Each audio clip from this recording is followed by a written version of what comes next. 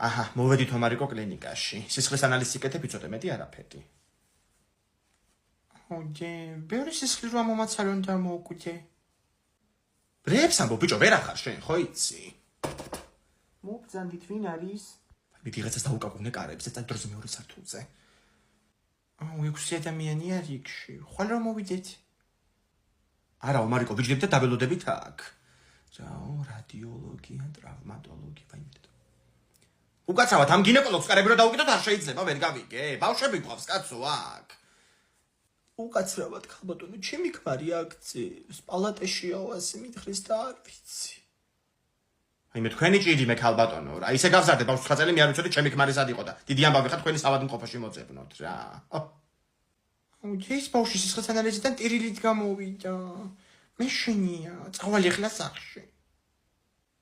მორჩი ახლა კაცო, ამ ხელა გზაზე ვარ, წამოსული დაჭექი ახლა მანდ. რა კლინიკაში წამოვით რანაირი ექიმები დადიან რა. ნაზი ექიმო ბურჭულაძეც გადაუსხეთ სპირტის შემთხვევით, აი მე რა ვქნათ ახლა?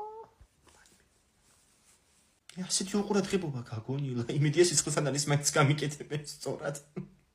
აი მე ჩვენს ანალიზებზე ვართ, ხო ბავშვი მოვიყვანე, თქვენს მერე ვართ ჩვენ. უი, ხომი გემოგლობინი მაინტერესებს. ჩემ მაშინ ლაშქარად დაწეული გემოგლობინი და ანალიზი გაიკეთე აუცილებლადო. აქ მუშაობს ჩემი შვილიც, ანუ იცის რა. აი რას ნიშნავს პროფესიონალი რა. არის ექიმია თქვენი შვილი? არა, ბუღალტერი არის აქ, ზემოთ მესამეზე. აუი. ხო ანასტასია.